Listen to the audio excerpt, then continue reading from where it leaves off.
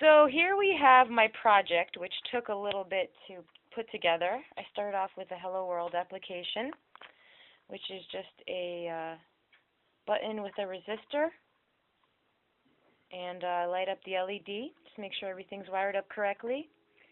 And the next thing that I'm going to do is load up my Theremin Arduino thing, and uploading, done uploading. Now as you can see,